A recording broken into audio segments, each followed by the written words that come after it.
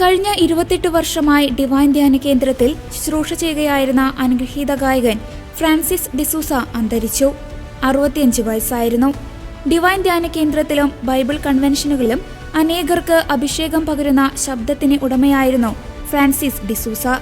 കഴിഞ്ഞ വ്യാഴാഴ്ച ഡിവൈൻ ധ്യാന കേന്ദ്രത്തിൽ ദിവ്യകാരുണ്യ ആരാധനയിൽ ഗാനം ആലപിക്കുന്നതിനിടയിൽ നെഞ്ചുവേദന അനുഭവപ്പെടുകയും തുടർന്ന് അടുത്തുള്ള സ്വകാര്യ ആശുപത്രിയിൽ പ്രവേശിപ്പിക്കുകയും ചെയ്തു. പിന്നീട് ആൻജിയോപ്ലാസ്റ്റിക്ക് ശേഷം ഡിസ്ചാർജായി വീട്ടിലേക്ക് തിരിച്ചു പോകുകയും ചെയ്തിരുന്നു.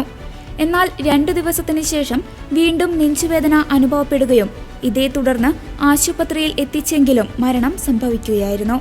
ഓഗസ്റ്റ് 15 വെള്ളിയാഴ്ച ഉച്ചയ്ക്ക് 3 മണിക്ക് കൊരട്ടിയിൽ എത്തിൻ പള്ളിയുടെ സെമിത്തേരി പള്ളിയിൽ വെച്ചാണ് മൃതസംസ്കാര ശുശ്രൂഷകൾ നടക്കുക. കൊച്ചിൻ കലാഭവനിലെ മിമിക്രി ആർട്ടിസ്റ്റും ഗായകനായിരുന്ന ഫ്രാൻസിസ് ഡിസൂസ ഡിവൈനിൽ ധ്യാനം കൂടിയതിനു ശേഷമാണ് ദൈവവചന ഗാനശുശ്രൂഷയിലേക്ക് കടന്നുവന്നത്. ഇംഗ്ലീഷ്, കന്നഡ, തെലുങ്ക്, മലയാളം തുടങ്ങി വിവിധ ഭാഷകളിൽ ഗാനശുശ്രൂഷ നടത്തുന്ന ഇദ്ദേഹം നിരവധി രാജ്യങ്ങളിൽ വചനവേദിയിൽ ഗാനശുശ്രൂഷയ്ക്കായി പോയിട്ടുണ്ട്.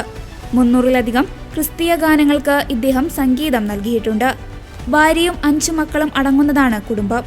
ഓഗസ്റ്റ് 15 രാവിലെ 9 മണിക്ക് ഡിവൈനിൽ പൊതുദർശനം നടക്കും. പള്ളിമണികൾ മുഴങ്ങി ഇതാ ദേവാലയം ഒരുങ്ങി, അധ്വാനിക്കുന്നവരും ഭാരത്താൽ വലയുന്നവരും അൾത്താ